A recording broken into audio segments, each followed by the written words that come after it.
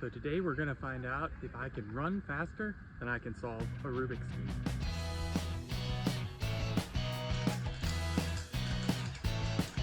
So it's a 100-meter dash.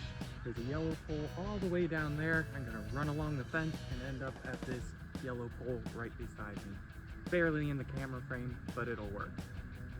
100-meter dash and a 3x3 Rubik's Cube. We'll see which one's faster.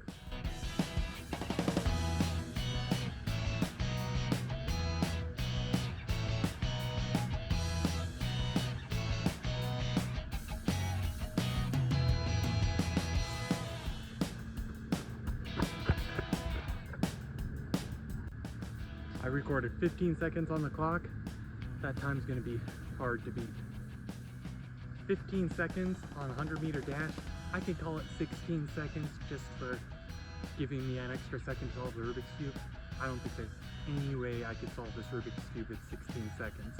But I'll give myself an average of 5 and see what we can do with that. Okay, 16 seconds is the time to beat, and I'm really not sure that we'll get it. But here goes nothing.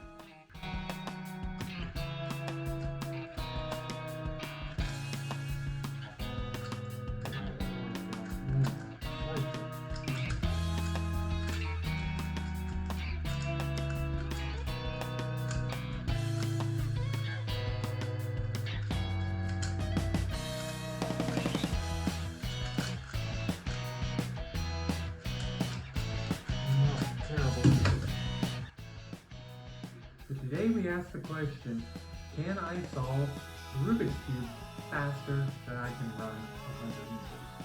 Well, that question has now been answered, and the answer is I can run faster than I can solve a Rubik's Cube. But this journey is not over.